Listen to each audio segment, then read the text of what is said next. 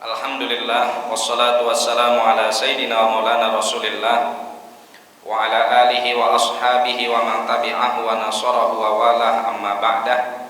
Fanawayna ta'alluma wa ta'lima wa tadhakura wa tadhkira wa naf'a wal intifa'a wal ifadata wal istifadah wal hatha ala tamassuki bi kitabillahi wa sunnati rasulih sallallahu alaihi wa alihi wa sahbihi wa sallam wa du'a ilal huda wa dalalata 'alal khair ibtigha'a mardatillahi wa qurbihi wa thawabih. Subhanaka la ilma lana illa ma 'allamtana innaka antal alimul hakim wa la haula wa la quwwata illa billahil aliyyil azim. Allahumma inna na'udzubika min ilmin la yanfa', qalbin la yakhsha, wa nafsin la tashba', wa 'ainin la tadma', wa amalin la turfa, wa min du'ain la yustajabu laha bi rahmatika ya arhamar rahimin. Allahumma inna nas'aluka al-ilma ladunni wal mashraba as-safiyal hani ya wahhabu ya ghani. Allahumma la sahla illa ma ja'altahu sahla wa anta taj'alul hazana idza syi'ta sahla. Allahumma sahhil lana hifdzal ulum wa hab lana wasi'atil fuhum bi jahi nabiyikal maksum. Allahumma arinal haqqa haqqan warzuqna ittiba'ah wa arinal batila batila warzuqna ijtinabah. Wala taj'alhuma mushtabihan alaina fanattabi'al hawa. Allahumma ya man waffaqa ahlal khairi lil khairi wa a'anahum alaih waffiqna Allahumma lil khairi wa a'inna alaih. Jamaah kaum muslimin wal muslimat, as'adakumullah. Alhamdulillah, kita bersyukur kepada Allah Subhanahu wa taala atas segala karunia yang Allah berikan kepada kita sehingga kita dapat melanjutkan mudzakarah kita, kajian kita pada kitab Wasailul Wusul ila Syamailir Rasul yang ditulis oleh Imam An-Nabhani rahimahullahu ta'ala wa nafa'ana bih. Terlebih ini adalah hari-hari terakhir kita di bulan Rabiul Awal tahun ini, yang mana ini sudah masuk kepada Sabtu terakhir. Mudah-mudahan tidaklah kita keluar dari bulan yang mulia ini melainkan Allah Subhanahu wa taala telah tancapkan dengan kuat di dalam hati kita mahabbah kepada baginda Nabi Muhammad sallallahu alaihi wa alihi wa sahbihi wasallam. Jamaah sekalian yang dimuliakan oleh Allah, pembahasan kita masih tentang keindahan fisik baginda Nabi Muhammad sallallahu alaihi wa alihi wa sahbihi wasallam. Faqala al-musannif rahimahullahu ta'ala wa nafa'ana bihi wa bi'ulumihi wa bi'ulumi sa'iris salihin wa radiyallahu anhum wa an nabihim ila anqal wa kana Rasulullah sallallahu alaihi wasallam sahlal khaddain. Dan di antara ciri fisik Rasulullah sallallahu alaihi wasallam itu adalah sahlul khaddain. Khad itu artinya pipi. Sahlal khaddain artinya tulang pipinya tidak menonjol. Doli al fami, memiliki rongga mulut yang cukup luas. Sawa al batni was sadri, dada dan perutnya rata. Ash'aral mankibaini wad dhira'aini, Nabi sallallahu alaihi wa alihi wasallam di pundaknya dan juga di dhiraknya ditumbuhi rambut. Wa a'ali sadri, dan juga rambut tersebut ada di atas dadanya. Tawilaz zandaini, Nabi sallallahu alaihi wa alihi wasallam memiliki tengah tulang lengan yang cukup panjang. Zandun itu, zandun ya, ini tulang lengan yang di bawah sikut ya. Kita nyebut ini lengan juga kan ya? Ya, ini lengan, ini lengan ya. Nah, kalau di bahasa Arab ada beberapa perbedaan nama ya. Ini disebut sebagai sa'id, ini disebut sebagai zandun. Apaan, Bu? Zandun. Apa, Pak? Zanda. Zanda aja pikirannya. Zandun. Ya. Rahbar raha, telapak tangannya lebar. Kemudian ashkalal ainain, memiliki bola mata yang cerah, ya. Kemudian bagian yang putihnya begitu bening, bagian hitamnya pekat, dan di bagian yang putihnya itu walaupun bening ada bercampur sedikit kemerah-merahan. Itu maksud dari ashkalal ainain. Kemudian ahmarul ma'aqi, Nabi sallallahu alaihi wasallam, ya, itu ahmarul ma'aqi. Apa itu ma'aqi? Ma'aqi itu adalah syiqqul ain mimma yalil anf. Nih, di sininya nih. Ini syiqqul ain. Ujung belah sininya nih ada merah-merahnya, ya. Manhusal aqibain. Nah, apa akib? Akib nih tumit. Nih tumitnya enggak terlalu tebal dengan daging. Itu yang disebut dengan manhus al aqibain. Wa makna dholi al fami ay wasi'uhu. Maksud dari dholi al fam adalah lebarnya rongga mulut Rasulullah. Wa huwa mamduhun lidalalatihi alal fasahah. Dan ini adalah bentuk pujian yang menunjukkan orang tersebut memiliki kefasihan dalam berbicara. Wa ashkalil ainain, maksud dari ashkalil ainain ay fi bayadihima humra, di bagian putihnya ada kemerah-merahan. Wa manhusil aqibain, dan yang dimaksud dari manhusul aqibain adalah qalilul lahmihima, sedikitnya daging yang ada di tumit Rasulullah sallallahu alaihi wasallam. Di paragraf ini Al-Imam An-Nabhani mendeskripsikan fisik Rasulullah sallallahu alaihi wasallam berpedomankan dari hadis yang diriwayatkan oleh Al-Imam Muslim Ibnul Hajjaj dan juga Imam Abu Isa At-Tirmidzi dengan sanad mereka kepada Sayyidina Jabir bin Samurah. Ada seorang sahabat namanya Jabir bin Samurah.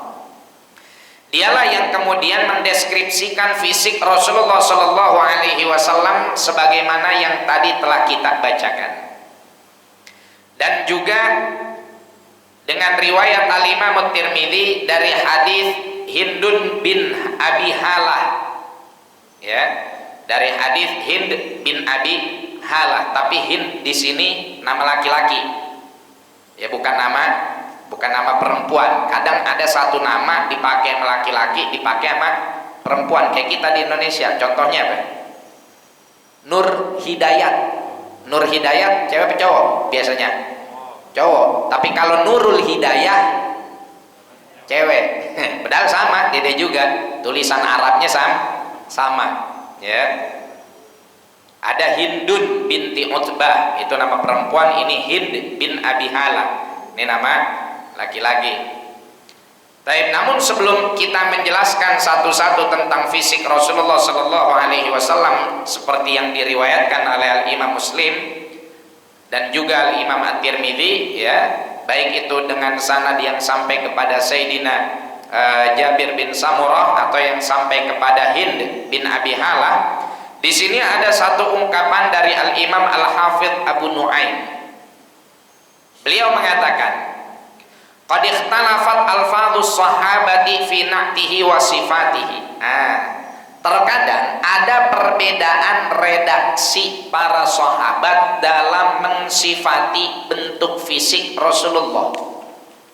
Dan ini sudah kita dapati pada beberapa pelajaran yang sebelumnya, seperti misalkan dalam contoh khatamun nubuwah, tanda kenabian. Bentuk daging lebih yang ada di antara dua pundak Rasulullah itu kan ada perbedaan riwayat. Ada yang bilang segede telur burung dara, ada yang bilang benjolannya gedean lagi, ya, ada yang bilang warnanya merah dan lain-lain sebagainya. Terkadang memang suka ada perbedaan redaksi, perbedaan riwayat. Apa sebabnya? Di antara sebabnya, wadzalika lima rukiba fis suduri min jalalatihi wa azimi mahabatih.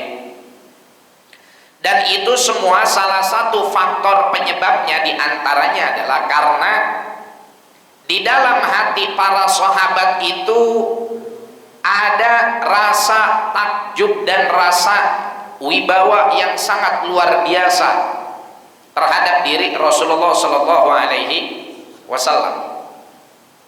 Jadi Rasulullah itu dihormati oleh para sahabat bukan karena mereka takut dalam artian nih orang galak, enggak, tapi karena punya wibawa, ya. Kadang kan ada orang yang kita malas ketemu sama dia, takut gara-gara dia galak, mukanya sangar, bengis, ya. Jangan kata kita, jin ibrit aja ngelihat dia lari. Ya, saking galaknya, ya, saking bengisnya kita takut ngelihat dia. Tapi ada orang yang kita lihat itu bikin kita naruh hormat kepada dia karena kewibawaannya yang luar biasa.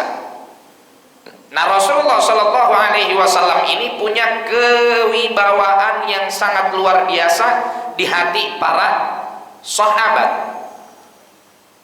Walima ju'ila fi jasadihi syarifi minan nuril ladzi yatala'la wa yaghlibu ala basharati. Dan juga dikarenakan, ya, dalam fisiknya baginda Nabi Shallallahu Alaihi Wasallam ada cahaya yang terang benderang, yang berkedip-kedip, yang berkelip-kelip, ya, yang menyelimuti fisik beliau. Fa'ayahum dabtu na'tihi wa sifatu hilyatihi. Sehingga hal inilah yang terkadang membuat mereka itu mencari kata-kata yang paling tepat untuk mendeskripsikan Rasulullah Shallallahu Alaihi Wasallam. Kata apa nih yang pantas ya buat nyebutin fisik Nabi? Maka ada tuh perbedaan-perbedaan kata, perbedaan-perbedaan redaksi, perbedaan-perbedaan kalimat dalam mereka menyampaikan dan mendeskripsikan tentang fisik Rasulullah Shallallahu Alaihi Wasallam. Ada yang bilang Rasulullah kasyamsi, ada yang bilang Rasulullah kalbadri. Tapi yang benar yang mana? Matahari apa bulan? Nabi ini kayak matahari apa kayak bulan? Ya dua-duanya benar. Siang ya Nabi kayak matahari, malam ya Nabi kayak rembulan. Nggak ada yang salah.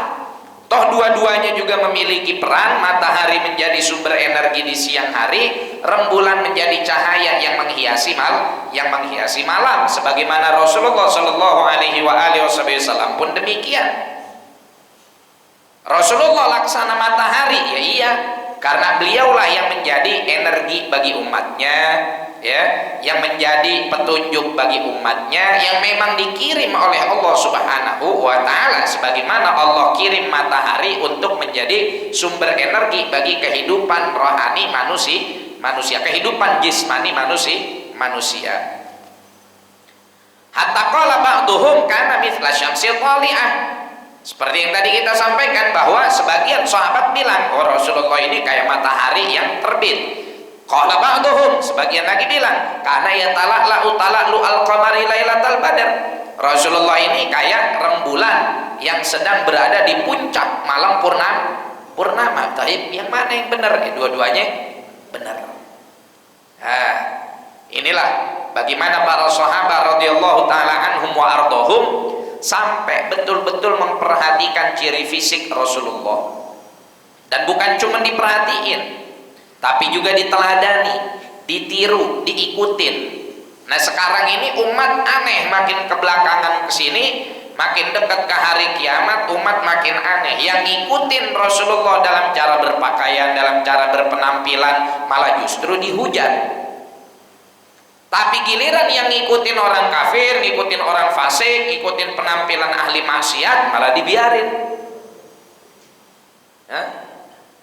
Berapa banyak sekarang ulama-ulama yang dalam dakwahnya, dalam menyampaikan ceramahnya, ya, mengingatkan umat ini agar layak tadi bil kufar, tidak meneladan, tidak menjadikan orang kafir sebagai teladan dalam berpakaian, dalam bersosial, dalam gaya hidup.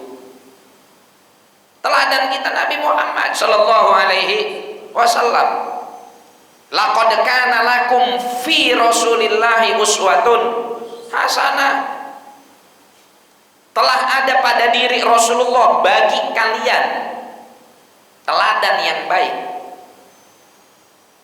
Terus Allah bilang wa'lamu anna fikum Rasulullah. Ketahuilah bahwa di tengah-tengah kalian ada Rasulullah. Fisiknya sudah terkubur, tapi sunnahnya masih ada, teladannya masih ada, qudwahnya masih ada. Ma'al asaf syadid, dengan segala rasa hormat kita ke banyak para cendekiawan muslim, sedikit sekali cendekiawan muslim sekarang ya, yang istilahnya mereka menulis artikel kah, menyampaikan dakwah kah tentang bagaimana rusaknya cara berpakaian anak-anak muda kita, muslimin muslimat. Giliran yang pakai celana di atas mata kaki, numbuhin jenggot, malah diejek-ejek. Giliran yang pakai gamis dibilang ke Arab-Araban, dibilang dijajah sama Arab. Tapi ente protes orang pakai gamis padahal dia niat ngikutin Rasulullah. Walaupun ngikutin Rasulullah nggak terbatas hanya pada pakai gamis saja, betul, kita juga setuju akan hal itu. Tapi ente juga kan sebetulnya kalau mau fair, kalau kita mau Indonesia banget nih, mau Nusantara banget, ya silahkan coba, bisa nggak ente ketika diangkat sebagai pejabat, ente ketika hadir satu acara pakai pakaian ala Indonesia tuh, pakai belangkon, terus pakai baju apa yang bisa dipakai dalam, baju doyok atau baju apa gitu, sama pakai sarung songket. Nah, ente juga kalau di acara-acara resmi pakainya apa? Pakai jas, pakai celana, pakai dasi, pakai kemeja. Emang itu baju Indonesia? Eropa. Ya enggak? Baju mana itu? Baju barat. Orang pakai pakaian ngikutin cara Rasulullah, ente hina-hina. Ya, ente anggap itu sebagai sebuah kemunduran, ngikutin satu etnis tertentu. Ente juga sama kok, ngikutin barat. Nah, masa ngikutin barat nggak boleh boleh ngikutin Nabi Muhammad, malah diprotes. Walaupun jadi renungan juga buat kita, ketakwaan bukan pada baju gamis ya. Tapi jangan juga Anda kemudian bilang banyak orang pakai gamis dari Arab ke Indonesia mainnya ke puncak. Nah, pada kawin kontrak. Nah, jangan itunya yang dilihat. Ya, saya niat pakai gamis ini iktidaan bin Nabi. Ya, iktidaan bi Rasulillah sallallahu alaihi wasallam, sekaligus jadi pengingat buat kita kalau ente udah pakai gamis, ya jangan ojo gamis nih. Apa? Kalau orang Sunda bilang ulah gamis naungkul mang, nu ditiruan. Ya, jangan gamisnya aja yang ditiru, tapi juga akhlaknya. Anda yang berakhlak, tapi kemudian Anda pakai pakaian ala barat, pakai celana, pakai jas, pakai dasi dan lain-lain sebagainya, akhlak ente bagus, nggak ngatain sunnah Nabi, bagus, zen, ya, nggak ngatain orang yang pakai gamis, bagus. Ente pakai gamis, ngatain orang yang nggak pakai gamis, jelek ente. Ya. Tapi kalau ente mau sportif, ya udah, kita ikuti cara berpakaian yang terbaik, perangi pakaian-pakaian yang mempertontonkan aurat. Sibuk ceramah di mana-mana cuman ngatain orang yang celananya di atas mata kaki, numbuhin janggut, tapi belaga lupa untuk kemudian mengingatkan remaji yang pakaiannya pada kurang bahan. Pakai kaos pusar kelihatan, apa kayak gitu. Zaman udah modern, kok baju malah makin kurang bahan. Ibu-ibu zaman dulu kali cuma pakai otok, tapi masih bisa dimaklumi karena mungkin duit yang nggak ada, ya enggak. Itu juga kalau keluar rumah masih punya rasa malu. La ilaha illallah. Perempuan zaman sekarang kemana-mana pakai pakaian serba mempertontonkan aurat. Berapa tuh ulama-ulama atau orang-orang yang mengaku dan dianggap sebagai ulama ngata-ngatain pakaiannya, sunnahnya Rasulullah SAW. Kalau itu bukan sunnah nggak bakal dimasukin ke kitab Syama'il, Pak. Ya, nanti dijelasin di dalam kitab Syama'il manapun. Bapak mau baca Wasailul Usul, mau baca kitabnya Imam Tirmidzi, mau baca kitabnya Abu Yasir Muhammad Al-Maliki, mau baca kitabnya Al-Qadhi Iyad, mau baca kitab Bahjatul Mahafil, semuanya di dalam disebutin cara berpakaian Rasulullah. Terus ente nyerang cara berpakaian Rasulullah, wa ente membiarkan orang-orang ngikutin cara berpakaian ala barat yang gak ada sedikit pun di antara mereka kesaksian dari Allah bahwa mereka adalah suri tauladan yang baik. Cacat pikir kayak begini. Ini yang mentak bikin umat pada akhirnya menormalisasi kemungkaran, menormalisasi kerusakan. Ya, justru malah yang dianggap rusak yang pakai celananya tinggi. Oh, awas tuh yang pakai celananya tinggi, jenggotnya panjang, teroris. Udah main begitu aja. Ya. Padahal nggak kayak gitu juga, banyak juga teroris yang nggak pakai celana, ya, teroris iman. Walhasil, inilah akhir zaman, Pak. Nasallallahu salamah wal afiyah. Baik, masuk kita kepada hadis ini. Nabi SAW itu sahlal khaddain. Apa artinya sahlul khaddain? Yakni sebagaimana diriwayatkan oleh Imam Al-Baihaqi dan Imam Bazzar dengan redaksi asyalal khaddain. Maksudnya apa? Pipinya itu agak tirus tapi nggak lancip. Kan ada orang yang tulang pipinya tuh ngejendol. Ya. Nah, ini pipi Rasulullah SAW tulangnya itu nggak ngejendol. Ya, tapi rapih, rata, agak tirus, tapi nggak sampai lancip banget gitu. Ya, ini makna dari sahlul khaddain, ay ghairu murtafi'il wajnatain, pipinya nggak tinggi. Ya, ada orang yang tulang pipinya itu tinggi, ya. Nah, ini Nabi SAW pipinya tirus. Doli al-fam, rongga mulut beliau lebar. Ada orang yang mulutnya kecil, minimalis kalau mengundur-undur. Wa Nabi SAW bahkan dengan rongga mulut yang lebar tersebut, itu kalau tertawa sampai gigi seringnya itu kelihatan. Ya, Nabi kalau senyum itu gigi ini kelihatan nih. Tapi Nabi nggak pernah tawa terbahak-bahak yang sampai lak-lakan itu kelihatan. Dan Nabi nggak demen tuh. Tahu yang wakak, ya. Kalau yang dalam bahasa WhatsApp-nya WK. Ya. Nah itu Nabi nggak suka. Al-qahqahatu minas syayatin. Tawa yang sampai terbahak-bahak, sampai apa namanya tuh lak-lakannya kelihatan, itu bagian dari tawanya syaitan. Nah, kemudian istilah doli al-fam, rongga mulut yang lebar, itu di Arab digunakan untuk orang yang punya fasahatul kalam, yang ngomongnya itu fasih. Siapa sih orang yang ngomongnya fasih? Orang yang ngomongnya ghairil maghdubi alaihim waladdallin, yang begitu. Alhamdulillahi rabbil alamin, ainnya medok banget. Mana orang yang ngomongnya fasih? Fasih itu bukan kayak begitu, Pak. Fasih itu satu secara lughawi, ya, al-bayan wa dhuhur, ngomongnya jelas. Yang kedua, tata bahasanya itu baku. Itu yang disebut fasih dalam bahasa Arab. Nahu sorofnya dipakai, kaidah nahunya dipakai, kaidah sorofnya dipakai, kaidah balaghahnya dipakai. Itu yang disebut dengan fasih. Ya, makharijul hurufnya juga benar.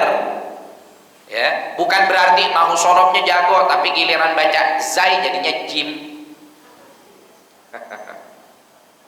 Ya, kita pernah satu kali waktu hadir sholat Jumat. Ya Allah, aduh susah kita kata dah. Ya, berantakan makhorijul hurufnya, panjang pendeknya. Ya, pernah satu ketika dia pengen mengeluarkan kesaktian ilmu sorofnya, alih-alih kelihatan cakep malah jadi malu-maluin. Ya, ini adalah kosakata dengan wazan dalam sorofnya fa'ala yufa'ilu taf'ilan. Kok bisa dari fa'ala yang seharusnya mufa'alatan jadinya taf'ilan? Taf'ilan itu harusnya fa'ala yufa'ilu taf'ilan, ainnya ada tasdidnya. Ini fa-nya yang panjang, fa'ala yufa'ilu taf'ilan. Waduh, ini mah pengen ke pasar Cipulir naiknya B02 jurusan Cikokol, orang nyampe. Ya, ada lagi zai dibaca jim, ya, jainil wujud. Giliran jim dibaca zai. Ala kulli hal, fasohah itu orang yang makharijul hurufnya tepat, kemudian juga tata bahasanya baku, ngikutin kaidah nahwu, ngikutin kaidah shorof, ngikutin kaidah balaghah. Nah, ini pujian bagi orang Arab, ya. Kama tamtadihul arabu bi'idhamil fami tamtadihu bi kathrati riqihi indal muqamati wal khutab wal hurub. Ya, orang Arab itu biasa memuji orang yang berbahasa fasih itu dengan si pemilik rongga mulut yang lebar. Ya. Sebagaimana orang Arab juga kalau memuji orang yang jago dalam berbicara, jago dalam berorasi, ya, jago dalam membangkitkan semangat dalam peperangan dengan pidato-pidatonya, itu mereka mujinya dengan kathratur rid. Ini orang ludahnya banyak nih. Nah, kalau orang Arab bilang fulan kathirur rid, si fulan ludahnya banyak, berarti maksudnya apa tuh? Pidatonya keren, orasinya bagus, ya, naikin semangat orang. Tapi kalau dibilangnya fulan doliul fam, fulan rongga mulutnya lebar, oh berarti ngomongnya jelas, fasih, ya, ngomongnya ngikutin tata aturan bahasa Arab, ya, agak yang ngomong berantakan. Kalau kita nih kan masuk ke Arab, kadang-kadang belajar nahwu shorof udah, tapi giliran ketemu sama orang Arab, ya orang Arabnya ngomong sehari-hari gak pakai kaidah, kitanya juga bingung akhirnya, ya, kitanya juga bingung bahkan untuk berbicara. La ilaha illallah, sallu ala nabi. Allahumma shalli wa sallim alaihi. Sawa al-batni was sadri. Nabi sallallahu alaihi wasallam itu dada dan juga perutnya itu mustawiyan, la yanta'u ahaduhuma anil akhar. Enggak ada satupun bagian dari dada atau perutnya yang masing-masing menonjol. Ada orang yang perutnya buncit, dadanya bidang, ya, ini namanya zero pack. Ya, zero pack. Balapan dia sama bininya, ya. Bininya udah selesai hamil 9 bulan, udah beranak, dia nggak keluar, lanjut perutnya lanjut. Ada orang yang perutnya celong, tapi dadanya gobior, ya kan? Kan ada orang yang bagian sininya gobior nih kan, ya, bagian sininya celong. Nah, Nabi SAW bidang, ya, dada sama perut sejajar. Gak usah dikempes-kempesin, Pak. Udah maju-maju aja. Berkah insyaallah. Ya. Kemudian asy'aral mankibain wa dhira'ain wa a'alis sadr. Di sini ada tumbuh rambut, bulu-bulu halus, ya. Kemudian di dhira'. Nih, ini dhira'. Ini juga sama, tumbuh bulu-bulu halus. Wa alis sadr. Dalam riwayat yang lain, rambut Rasulullah itu membentang dari dada sampai ke pusar. La ilaha illallah. Tawilaz zandain. Ya. Tulang zandunnya ini ya. Tadi dhira itu, kalau dhira itu ukurannya dari sini sampai mirfaq. Sampai sini nih, dari asabi sampai mirfaq. Nah, untuk zandunnya ini itu bagian tulangnya. Tulang khususnya ini yang di dalam ini dari bawah sampai jemari atau sampai kuok, maaf, itu disebut sebagai zandun. Ini panjang, ya, bukan panjang tangan.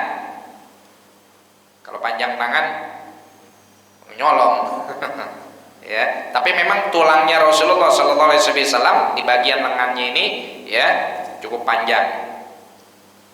La ilaha illallah.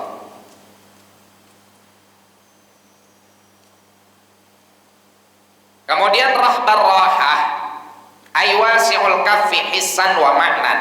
Apa itu rahbur rahah? Rahbur rahah ini ada dua arti. Arti pertama arti hakiki. Arti hakiki itu memang telapak tangan Rasulullah itu lebar. Kan ada orang tinggi gede tapi telapak tangannya kecil, ya kan? Ada orang kecil tapi telapak tangannya lebar. Nah, telapak tangan Rasulullah Shallallahu Alaihi Wasallam ini cukup lebar secara hakikat. Adapun secara makna, secara majazi, itu dalam bahasa Arab, dan ini dua-duanya ada pada diri Rasulullah. Jadi makna rahbur rahah ini bukan makna majazi saja, tapi makna hakiki juga. Memang satu, telapak tangan beliau cukup lebar, dan biasanya telapak tangan lebar ini diakibatkan oleh kebiasaan bekerja keras. Ya, cuma Nabi mah tangannya lebar udah nggak kapalan. Ya, kalau kita kan kapalan. Nabi SAW tangannya tetap lembut. Kata Sayyidina Anas bin Malik, masastu Rasulullah SAW, saya menyentuh kafar Rasulullah SAW. Enggak, bukan gitu redaksi hadisnya. Ma masastu dibajan wala hariran alyana min kafi Rasulillah. Kata Sayyidina Anas bin Malik, enggak pernah saya menyentuh sutra yang melebihi lembutnya dari lembutnya telapak tangan baginda Nabi Muhammad Sallallahu Alaihi Wasallam. Nabi Sallallahu Alaihi Wasallam tangannya lebih lembut daripada sutra. Kemudian makna majazi dari hadis ini adalah bahwa maksud dari rahbur rahah yakni kathratul jud wal karom, dermawan. Fulan telapak tangannya lebar, berarti suka ngasih, ya. Itu istilah di orang Arab. Fulan telapak tangannya lebar berarti demen berbagi. Fulan telapak tangannya sempit berarti medit. Koret, pantat kuning sebelah hijau hidung asin, punya bulu gasiran. Ashkalal ainain. Kemudian di bagian putih dari kedua matanya ini bercampur dengan kemerah-merahan. Masya Allah. Nah, ini Bu, kata Al-Hafidh Al-Iraqi, bola mata Rasulullah yang bening dan cerah cemerlang namun ada campuran kemerahan di bagian putihnya, itu kata Al-Hafidh Al-Iraqi merupakan salah satu dalilun nubuwah, tanda kenabian. Tapi merahnya ini bukan kayak merah di bagian putih mata kita, enggak. Rasulullah itu merahnya itu tersebar, ya. Dan bukan merah yang kayak orang lagi ngantuk atau habis kucek-kucek, bukan. Estetik merahnya kalau bahasa kita.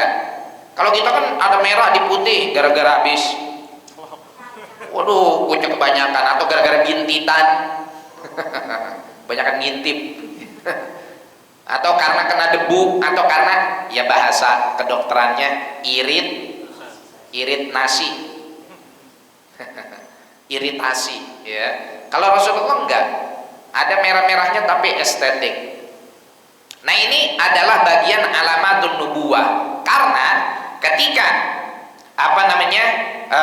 Rasulullah Shallallahu Alaihi Wasallam pergi ke Syam dulu lagi masih kecil, dan ketika sudah besar membawa dagangan Sayyidatina Khadijah, si rohib ini nanya sama Maisarah. Ketika Rasulullah bawa dagangan Sayyidatina Khadijah itu kan yang ngedampingin siapa? Maisarah. Maisarah ini nama laki-laki. Ya. Pindah ke Parung Serap jadi nama perempuan. Tambahin Siti, ya. Siti Maisarah. Panggilannya Mai. Ya. Nama Maisarah ini nama laki-laki yang ngedampingin Rasulullah bawa dagangan Sayyidatina Khadijah. Ketika ketemu sama pendeta rohib yang dulu berjumpa Rasulullah waktu kecil berangkat sama Abu Thalib pamannya, ya, si rohib ini nanya sama Maisarah, ya, itu siapa? Itu fulan-fulan dari suku Quraisy. Terus dikasih tahu Maisarah bahwa matanya ini ada kemerah-merahannya, campur sama kemerah-merahan. Akhirnya si rohib itu bilang, huwa, inilah Nabi akhir zaman. Udah jangan lama-lama ente dagang di sini, buruan pulang, nanti dioyok-oyok Bani Israel. Ya, karena Bani Israel nggak mau Nabi akhir zaman itu datangnya dari bangsa Arab, dari suku Quraisy. Pengennya Nabi akhir zaman ya dari bangsa mereka. Emang gitu, Bani Israel dari dulu udah rada sengke emang. La ilaha illallah. Sallu ala Nabi, Allahumma shalli wa sallim alaihi. Ahmarul ma'aqi. Nah, di sininya ada kemerah-merahan nih di celah-celah atau di sudut mata beliau yang nyambung ke arah hidung itu ada kemerahan, ya. Kalau kita yang biasa di sininya merah siapa? Cukup pakai kacamata. Ya.